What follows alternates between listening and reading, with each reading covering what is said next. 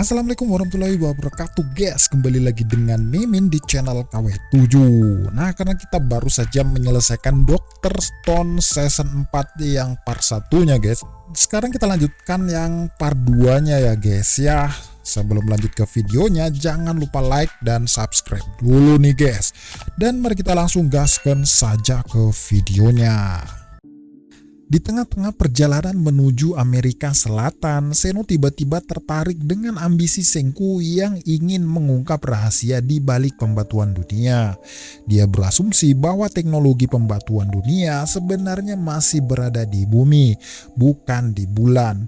Para penghuni bulan atau pelaku pembatuan dunia sebenarnya meninggalkan teknologi tersebut di bumi. Senku sempat terkejut ketika mendengar pertanyaan tersebut. Ternyata Seno memiliki pemikiran yang sama dengannya. Mereka sama-sama menduga bahwa teknologi pembatuan dunia masih berada di bumi. Seno kemudian mengajukan semacam proposal untuk bekerja sama dengan Senku.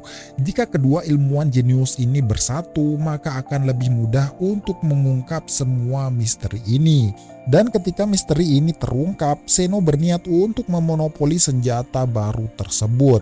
Senku pun sepakat untuk bekerja sama dengan Seno. Dengan menggabungkan kekuatan, mereka akan lebih cepat mencapai tujuan. Sementara itu, di kapal Perseus, tim Stanley sedang memuat bahan bakar untuk mengejar tim Senku.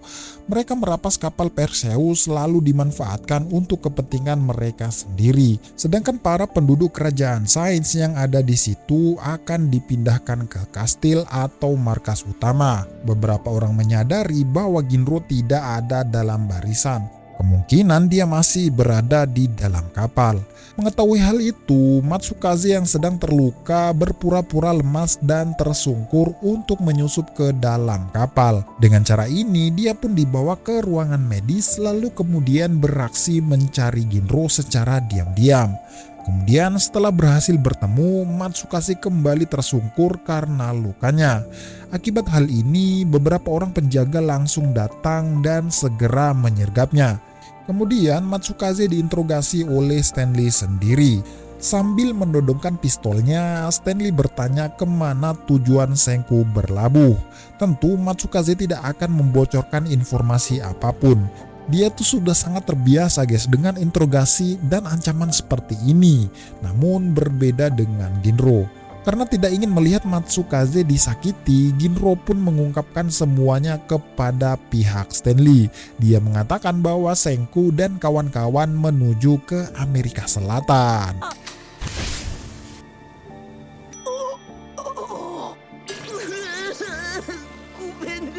Nah, kita kembali ke kapal Senku. Senku memperdengarkan rekaman suara ayahnya kepada Seno. Dari sinilah Seno mengetahui bahwa ada beberapa astronot yang tidak terkena cahaya hijau karena berada di luar bumi. Seno juga mengenal mereka semua karena dulunya mereka adalah rekan di NASA. Dalam rekaman tersebut, ayah Senku mengatakan bahwa cahaya hijau awal mulanya itu muncul di benua Amerika Selatan. Atas informasi inilah, Senku memutuskan untuk menuju ke sana. Seno semakin yakin untuk bekerja sama. Saat ini juga mereka mulai menganalisa bagaimana cahaya hijau menyebar ke seluruh bumi.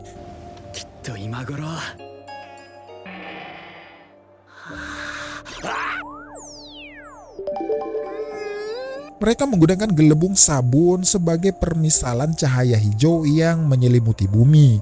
Dari sini mereka menghitung jarak luas dan kecepatan dari cahaya hijau tersebut. Dengan hitungan tersebut, mereka bisa mengetahui bahwa titik awal cahaya pembatuan berada di garis lintang 3 derajat 7 menit ke selatan dan garis bujur 60 derajat 1 menit ke barat, tepatnya di dekat sungai Amazon di benua Amerika Selatan.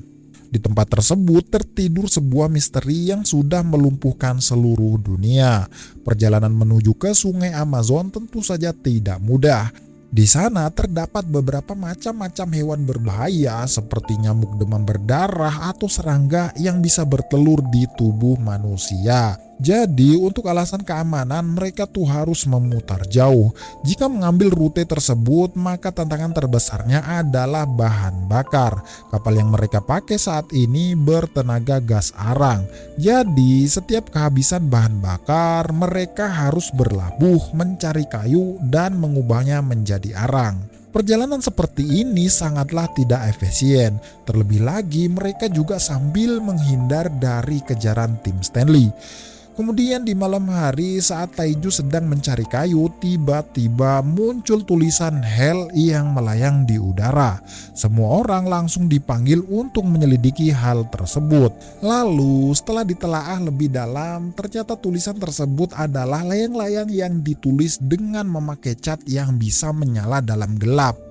Nah, pagi harinya, Senku dan kawan-kawan ini mendatangi tempat di mana layang-layang itu diterbangkan. Sesampainya di sana, mereka melihat semacam rumah pohon yang dibuat dengan rangkaian kayu-kayu dan tali tambang. Artinya guys, terdapat seseorang yang mendiami tempat tersebut. Tak lama kemudian, seseorang itu muncul dan mendatangi Senku dan kawan-kawan.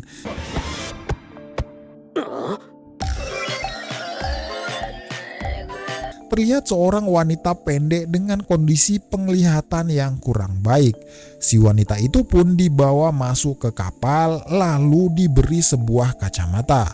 Dan akhirnya terungkap guys siapa si wanita tersebut. Dia itu bernama Dr. Chelsea. Dia adalah seorang pakar geografi yang dulunya sempat bekerja sama dengan Zeno. Semenjak terlepas dari pembatuan, si Chelsea ini ternyata bertahan hidup sendirian guys. Namun bukan berarti dia tak butuh bantuan. Dia selalu berusaha mencari pertolongan dengan membuat sinyal di layang-layang yang bertuliskan kata help. Tapi ya karena kehabisan cat, kata yang seharusnya help menjadi hell, yaitu neraka. Kini Chelsea resmi bergabung dengan tim Senku. Dengan pengetahuan geografinya, dia bisa menunjukkan jalan menuju ke Amazon tanpa harus memutar. Dia menyarankan untuk berlabuh di Ekuador lalu menempuh jalur darat menuju ke sungai Amazon. Namun masalahnya jika menempuh jalur darat dengan berjalan kaki maka sangat melelahkan. Oleh sebab itu, Senku akan membuat kendaraan yang ringan, praktis, dan bisa melewati medan off-road. Kendaraan yang dimaksud adalah motor.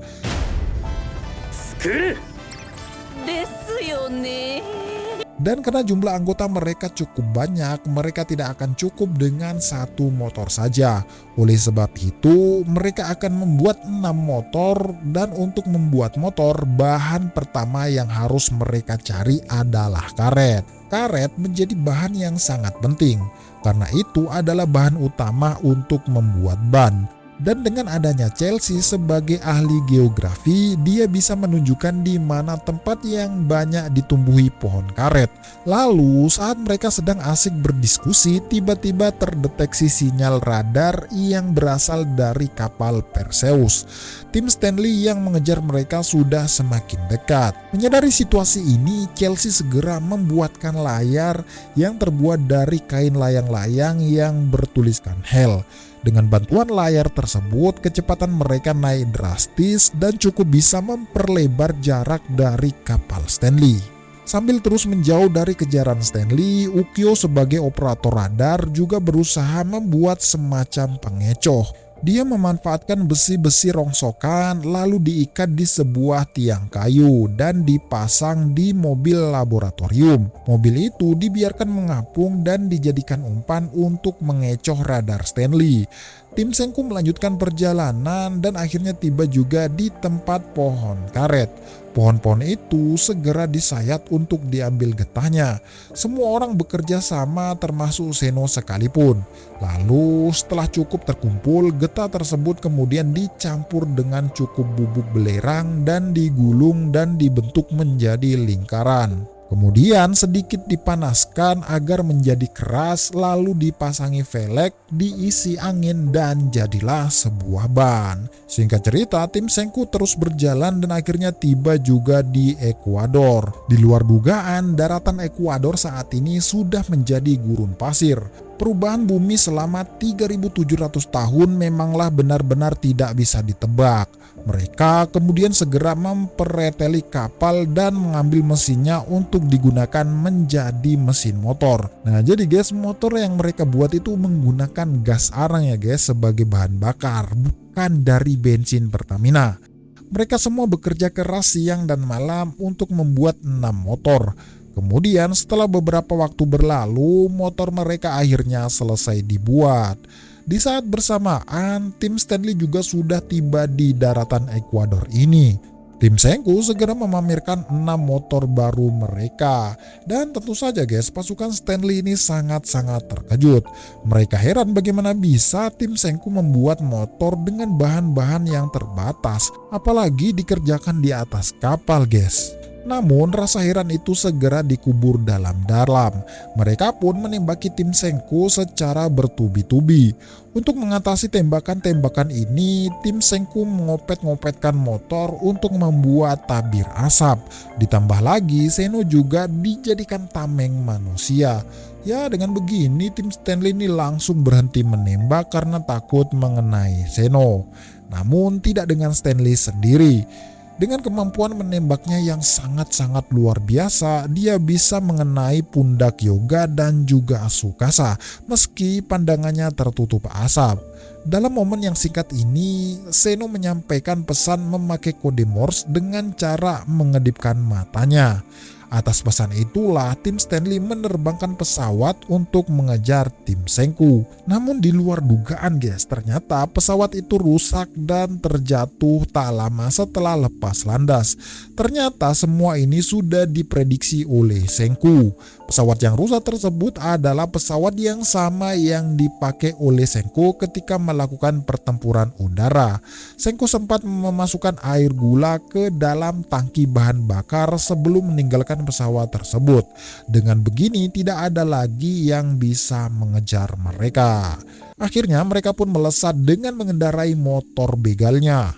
Sementara di markas utama, tim pembangunan kota Jagung sedang mendiskusikan bagaimana cara kerja Medusa. Senku meminta tolong kepada mereka untuk membongkar dan menganalisa senjata pembatuan tersebut.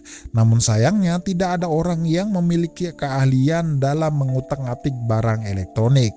Oleh sebab itulah mereka perlu mencari orang yang memiliki kemampuan tersebut. Ryusui menyarankan untuk membebaskan seorang teknisi jam Rolex. Kebetulan Chelsea tahu di mana harus mencari si orang tersebut dan bahkan dengan mudah menggambar petanya. Namun peta tersebut harus dikirim ke markas utama. Untuk mengirim gambar dari zaman batu ini, Senku pun segera membuat faksimil. Tentu saja bukan faksimil listrik, melainkan faksimil manual. Senku menggambar kertas berpetak lalu mengisi titik-titik demi titik-titik dengan memakai kode Morse.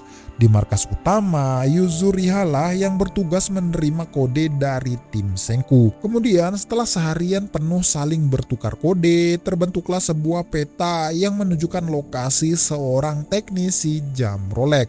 Tanpa berlama-lama, mereka pun segera mencari dan membebaskan sang teknisi tersebut. Namanya adalah Joel. Begitu terbebas, dia langsung diminta untuk membongkar dan meneliti bagaimana cara kerja jam Medusa. Terungkaplah bahwa komponen inti yang mentenagai Medusa adalah berlian, ya semacam baterainya gitulah guys. Akhirnya dia pun mencongkel berlian yang sudah lobet tersebut, lalu dibersihkan sedikit dan kemudian dicoba dipasang kembali. Cahaya hijau pun muncul bersamaan dengan dipasangnya berlian tersebut. Joel pun sangat penasaran dan mencoba mengaktifkan Medusa itu. Dia pun akhirnya memberikan perintah suara yang berbunyi 1 meter 1 detik. Dalam sekejap cahaya hijau itu pun muncul dan membatukannya sendiri. Setelah beberapa lama, Joel kemudian dibebaskan oleh teman-temannya dengan disiram dengan cairan pembangkit. Lalu setelah tahu bahwa Medusa benar-benar bisa membatukan seseorang, Joel pun semakin bersemangat untuk menganalisanya. Oke guys, kita kembali ke dataran Amerika Selatan. Nah, setelah beberapa hari menempuh perjalanan, tim Senku kini tiba di pegunungan Andes. Mereka berhenti sejenak untuk memikirkan bagaimana cara melewati pegunungan tersebut. Di balik pegunungan itu terbentang luas hutan Amazon yang sangat terkenal di dunia. Tidak ada jalan selain melewati pegunungan tersebut. Ya, jadi mau tak mau mereka tuh harus mendaki. Tapi guys, seringkali mereka tuh berhenti di tengah jalan lalu mendorong motor agar supaya kuat mendaki. Cara seperti ini tentu saja sangat tidak efisien. Terlebih lagi tim Stanley juga sudah memperbaiki pesawatnya. Bisa gawat jika tim Stanley berhasil mengejar mereka sampai ke tempat ini. Jadi untuk menghindari kejaran pesawat, Senku berniat untuk membuat kereta gantung, yaitu sebuah alat yang dirancang khusus untuk melewati gunung. Pertama-tama mereka membentangkan kabel yang terbuat dari karbon dan juga besi. Kemudian mereka menggunakan velg sebagai roller, jok motor sebagai dudukan, dan mesin motor sebagai penggerak utama. Jadilah sebuah kereta gantung sederhana. Kereta ini maksimal bisa menahan berat sampai 160 kilo. Jadi setiap orang yang menyeberang harus ditimbang lebih dulu supaya keretanya tidak jatuh. Dan akhirnya mereka menyeberang dua orang secara perlahan. Untuk orang yang berat badannya ringan bisa langsung menyeberang bertiga. Setelah semuanya berhasil menyeberang, mereka pun segera melanjutkan perjalanan. Kemudian masuklah mereka ke wilayah hutan Amazon. Karena tertutup oleh pohon-pohon yang tinggi, tim Stanley kehilangan jejak mereka. Walaupun sudah menggunakan pesawat, dia hanya bisa mengira-ngira kemana tim Senku pergi dengan melihat bekas jejak ban di tanah.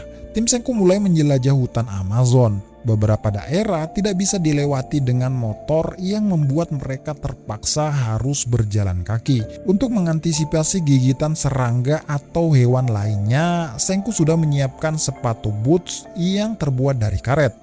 Hutan Amazon dipenuhi dengan binatang buas yang sangat berbahaya. Ada ular, serangga, dan lain sebagainya. Namun dari semua binatang tersebut, terdapat satu jenis binatang yang paling berbahaya, yaitu semut tentara. Senku dan Chelsea membuat sebuah jebakan untuk menangkap para semut tersebut. Lalu para semut yang sudah ditangkap diekstrak menjadi sebuah cairan yang dioleskan ke seluruh tubuh. Dengan memakai cairan tersebut, maka hewan-hewan yang ada di hutan ini tidak akan berani mendekat. Tim Senku melanjutkan perjalanan dan tiba di sungai Amazon. Untuk menyeberangi sungai tersebut, mereka membuat semacam rakit sederhana. Sisa tinggal mengikuti arus sungai ini saja, mereka akan sampai di tempat tujuan. Sebuah tempat yang menjadi titik awal kemunculan cahaya hijau yang melumpuhkan dunia. Hari demi hari mereka habiskan mengapung di atas sungai Amazon. Lalu setelah menempuh perjalanan yang sangat panjang, akhirnya mereka tiba di tempat tujuan. Mereka tiba di sana senja hari di saat sinar matahari berwarna kuning keemasan. Senku dan kawan-kawan sangat terkejut ketika melihat sebuah candi raksasa yang sangat berkilauan. Semua mata terbelalak menyaksikan pemandangan yang sangat tidak biasa ini. Setelah ditelaah lebih dekat, ternyata semua itu adalah ribuan medusa yang menumpuk tinggi hingga menyerupai candi. Tanpa pikir panjang, Senku segera melakukan uji coba agar tahu apakah ada medusa yang masih aktif ataukah tidak. 1 meter 3 sekondo. Dengan lantang, dia mengatakan 1 meter 3 detik. Namun tidak ada yang terjadi setelah dia mengatakan perintah tersebut. Tidak hanya Senku saja, Taiju juga membantu melakukan uji coba terhadap semua medusa itu. Dengan kesadaran penuh, dia masuk ke dalam tumpukan medusa lalu mengatakan 1 meter 1 detik. Dan hasilnya tetap sama saja. Artinya ribuan medusa yang menggunung tersebut semuanya sudah kehabisan baterai. Dengan jumlah medusa sebanyak itu, Senku berniat untuk membongkar dan melakukan penelitian. Dia ingin tahu bagaimana medusa bekerja dan ingin memperbaiki setidaknya 1 buah saja, yaitu untuk digunakan untuk melawan Stanley. Tim Senku juga harus membangun kapal baru untuk pergi dari sini sekaligus menghindari kejaran Stanley. Kapal yang mereka bangun kali ini sangat berbeda dengan kapal sebelumnya. Ukurannya lebih kecil dan dirancang agar tidak bisa dideteksi oleh radar. Dengan kata lain, mereka ingin menggunakan kapal steel.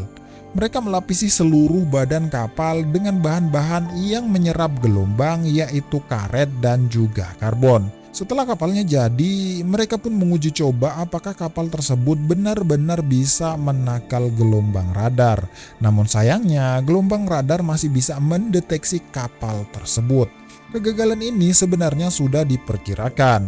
Kapal stealth adalah perangkat berteknologi tinggi, bahkan di zaman modern sekalipun. Jadi memang sangat sulit untuk membuatnya di zaman batu ini. Lalu di tengah-tengah kebuntuan ini, Chrome tiba-tiba terpikirkan sebuah ide yang menarik. Dia menyarankan untuk melapisi badan kapal dengan Medusa. Hal ini bukan tanpa alasan. Dulu ketika Medusa turun dari langit, tidak ada seorang pun yang bisa mendeteksinya. Artinya Medusa-Medusa itu tidak terdeteksi oleh radar. Oleh sebab itulah muncul sebuah ide untuk melapisi badan kapal dengan Medusa. Dan akhirnya jadilah sebuah kapal yang tidak bisa dideteksi oleh radar. Selanjutnya Senku berniat untuk membongkar dan menganalisa beberapa Medusa. Zeno juga ikut membantunya. Kedua ilmuwan Genos ini mengesampingkan permusuhan dan mulai menyatukan kekuatan. Satu persatu Medusa itu dibongkar dengan teliti. Mereka fokus mengamati berlian yang berfungsi sebagai baterai yang menghidupkan senjata pembatuan tersebut. Hampir semua berlian di dalamnya sudah menghitam. Mereka terus mencari dan mencari sampai akhirnya menemukan satu Medusa yang kondisi berliannya ini masih mulus. Namun Medusa itu tidak berfungsi. Setelah diteliti lebih dalam, ternyata ada retakan pada berliannya. Artinya jika mereka punya berlian baru dengan kondisi mulus, maka kemungkinan besar Medusa itu dapat diaktifkan kembali. Jadi proyek Senku selanjutnya adalah menciptakan berlian. Kali ini dia meminta tolong kepada tim Nikki yang berada di markas pusat. Di tempat itu terdapat alat-alat serta bahan-bahan yang dibutuhkan untuk membuat berlian. Jadi Senku hanya ingin memberikan tutorial dari jarak jauh. Sementara tim Nikki lah yang membuat berliannya. Mulailah mereka menciptakan berlian. Mereka memanaskan alkohol di suhu panas tertentu hingga akhirnya berubah menjadi butiran-butiran kecil yang berkilauan. Tidak salah lagi, semua itu adalah berlian. Selanjutnya tinggal mengulangi proses yang sama sampai berlian yang dibutuhkan tercukupi. Setelah berhasil menciptakan berlian, selanjutnya mereka berencana untuk menambang berlian alami. Lantas kenapa mereka menciptakan berlian jika ujung-ujungnya tetap mencari berlian alami? Jawabannya adalah karena mereka butuh keduanya. Berlian adalah mineral paling keras di dunia. Berlian hanya bisa dipotong dengan berlian juga. Jadi Senku berencana memakai butiran-butiran berlian sebagai amplas untuk merapikan berlian alami. Berlian yang mereka temukan dari alam yang bentuknya sangat tidak beraturan akan dipahat menjadi segi 6 sesuai dengan bentuk slot di dalam Medusa. Tempat itu dijuluki dengan Stone Sanctuary atau Tanah Suci Pertambangan. Julukan itu disematkan karena banyaknya logam dan mineral langka yang terpendam di sana. Di tempat itu, Senku berniat untuk membangun kota super alloy, sebuah kota yang difokuskan untuk mengolah hasil tambang. Di saat Senku mendiskusikan hal ini, Zeno secara diam-diam mengirimkan pesan kode Morse dengan memanfaatkan frekuensi sinyal radio. Jari-jari besi yang dipakainya mengandung magnet yang bisa dipakai untuk mendistorsi frekuensi. Pesan tersebut tersampaikan ke kapal Perseus yang membuat tim Stanley tahu apa yang harus dilakukan. Mereka segera menuju ke Arasha tempat Senku dan kawan-kawan berada. Sementara itu, tim Senku sudah berlabuh dan segera menuju ke tempat tujuan dengan memakai motor. Sesampainya di sana, mereka segera membangun benteng pertahanan untuk bertahan dari serangan tim Stanley. Mereka menumpuk batu alami untuk dijadikan tembok dan memasang kayu runcing sebagai pagar yang melindungi seluruh benteng. Setelah pembangunan benteng selesai, akhirnya mereka membahas strategi perang untuk melawan tim Stanley. Tim Senku mengerti bahwa persenjataan mereka jauh di bawah tim Stanley. Terlebih lagi, dua petarung terkuat dari tim ini sempat tertembak di bagian pundak. Luka tersebut tentu saja mengurangi daya tempur mereka. Jadi satu-satunya cara untuk bisa menang adalah dengan menggunakan Medusa. Mereka semua memutar otak, memikirkan bagaimana cara memanfaatkan Medusa semaksimal mungkin. Pertama, mereka terpikirkan untuk melempar beberapa Medusa yang diikat dengan tali. Namun, cara ini tidak efektif karena musuh bisa menembak mereka sebelum sempat melemparkan Medusa. Strategi kedua, membuat perangkap Medusa yang diikat bersamaan dengan speaker.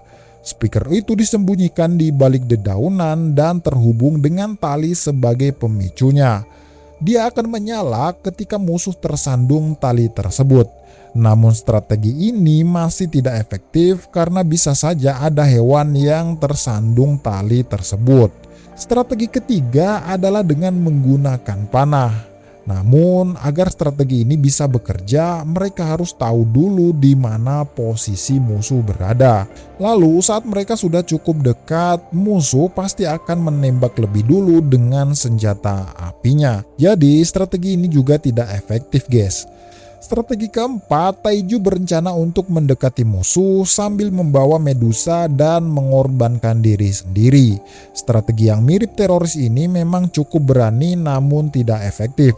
Pasalnya, sebelum berhasil mendekat, Taiju pasti akan ditembak terlebih dahulu. Beberapa strategi tersebut tidak ada satupun yang bisa digunakan.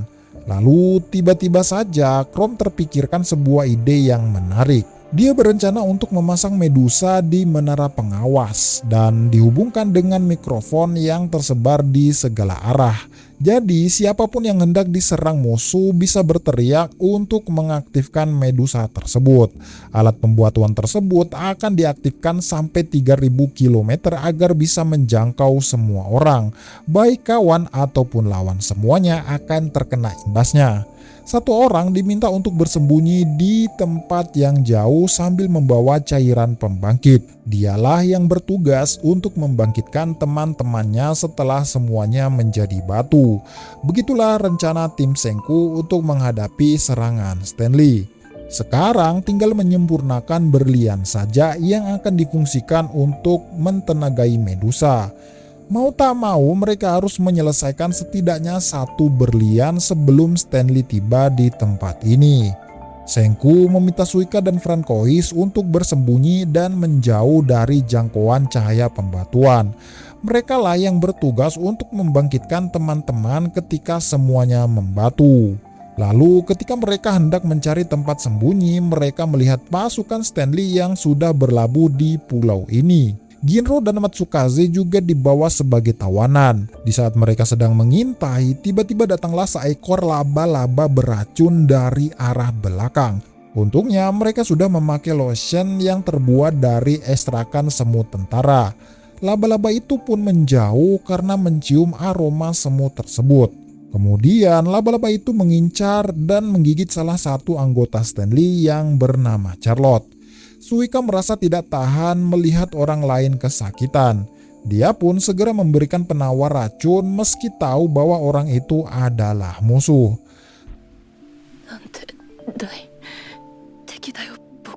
Tak lama kemudian datang beberapa anggota musuh yang menyergap Suika. Seketika itu Suika langsung melarikan diri. Melihat Suika yang kesulitan, Francois berusaha membantu dengan cara memberikan pisau kepada Matsukaze.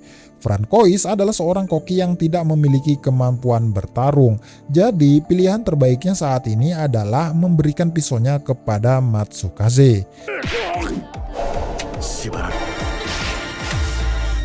Matsukaze kemudian menggunakan pisau tersebut untuk melepas ikatan Ginro. Disinilah Ginro menunjukkan kemampuan bertarungnya. Meski penakut, namun dia tetaplah seorang petarung yang dimiliki kerajaan sains. Dengan bersenjatakan tongkat kayu, dia berhasil menumbangkan beberapa musuh yang mengejar Suika. Namun semua ini tidak bertahan lama. Stanley sendiri turun tangan dan berhasil mengikat Ginro kembali. Begitu juga dengan Francois dan juga Suika. Mereka berdua juga ditangkap dan sekarang dijadikan sebagai tawanan. Francois sempat mengirimkan sinyal ke markas untuk memberitahu Senku dan kawan-kawan. Atas informasi tersebut, Kohaku segera meluncur ke sana. Dia tuh sangat mengkhawatirkan Suika, guys. Biar bagaimanapun juga, Suika masih bocah yang harusnya tidak terlibat dengan perang seperti ini. Karena dengan alasan itulah, Kohaku langsung meluncur tanpa pikir panjang. Sikap impulsif Kohaku sebenarnya memberikan beberapa keuntungan. Seorang memang harus menghadang Stanley untuk mengulur waktu. Kerajaan Sain sangat bergantung dengan Medusa untuk memenangkan pertempuran ini. Dan saat ini berlian untuk mengaktifkan Medusa masih belum jadi. Ya mau tak mau seseorang harus menahan Stanley sampai berlian itu selesai dibuat. Kohaku bersembunyi di atas pohon dan mengamati pergerakan musuh. Kemudian datanglah Tsukasa dan Yoga yang menyusul belakangan. Tentu mereka tidak akan membiarkan Kohaku bertarung sendirian. Kini 3 orang petarung terkuat kerajaan Sain sudah berkumpul. Mereka berencana menyerang operator radio untuk mengacaukan komunikasi musuh. Lalu di saat mereka masih sibuk mengamati, tiba-tiba si petarung wanita hitam dari pihak musuh bernama Maya memergoki mereka bertiga. Pertarungan pun tidak terhindarkan.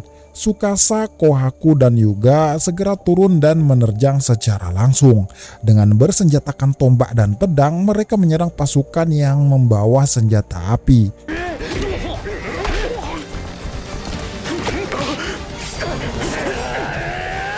Maya sebagai petarung jarak dekat sangat tertarik dengan berduel melawan Tsukasa. Dengan sangat percaya diri, dia menyerang Tsukasa namun tak ada satupun serangan yang kena. Tsukasa bahkan bisa dengan mudah menangkap tangan Maya. Kemudian dia meluncurkan satu serangan balasan yang membuat Maya terpental menabrak pohon. Tsukasa masih menjadi petarung yang terkuat. Namun sekuat apapun dirinya tetap saja tidak akan bisa menahan tembakan. Dia ditembak oleh pasukan musuh yang bersembunyi di balik semak-semak. Tak hanya Tsukasa saja, Yoga juga menjadi korban senjata api tersebut. Dia sengaja menghadang peluru-peluru tersebut demi melindungi Kohaku. Berkat pengorbanannya, Kohaku berhasil merusak alat komunikasi musuh. Namun tak lama setelah itu dia pun terkena tembakan juga. 3 petarung terkuat dari kerajaan Sain semuanya sudah tumbang. Kerajaan Sain sudah benar-benar kehilangan kekuatan tempurnya. Gawatnya lagi, Chrome dan kakek Kaseki yang bertugas memperbaiki Medusa juga mengalami kebuntuan. Berlian yang mereka proses selalu saja pecah dan tidak bisa digunakan. Terlebih lagi, Stanley menyadari bahwa kerajaan Sain sedang mempersiapkan sesuatu. Karena mana mungkin mereka mengirim 3 petarung terkuat jika tidak ada maksud di baliknya. Dugaan Stanley memang 100% benar. Dia pun segera bergegas menuju ke benteng dan memerintahkan seluruh anggotanya untuk membunuh siapapun tanpa ragu. Senku sangat mengerti dengan semua situasi ini. Dia pun memerintahkan Luna dan Chelsea untuk menjauh sambil membawa cairan pembangkit. Mereka lah yang ditunjuk untuk membangkitkan semua orang setelah Suika dan Francois tertangkap. Namun sebenarnya semua itu hanyalah alasan untuk menjauhkan mereka dari benteng. Senku tahu bahwa Medusa tidak akan selesai tepat waktu. Jadi dia meminta Chelsea dan Luna menjauh agar selamat dari serangan Stanley. Tak lama setelah Chelsea dan Luna menjauh, pasukan Stanley akhirnya tiba di benteng. Tanpa ragu mereka semua menyerang dengan kekuatan penuh. Tak hanya menembak dengan senapan laras panjang, mereka juga melempari benteng dengan granat. Dalam sekejap ledakan dan kobaran api menyebar di mana-mana. Kerajaan Sain benar-benar ditekan. Mereka tidak memiliki senjata ataupun kekuatan untuk menyerang balik. Satu-satunya yang tersisa hanyalah tekad untuk bertahan hidup. Taiju dengan gagah berani mengambil granat lalu melemparnya balik. Namun satu granat lepas dari pengawasannya dan meledakannya sampai seluruh tubuhnya hangus. Ryusui juga tidak lepas dari incaran. Dia ditembak saat sedang menjaga Seno.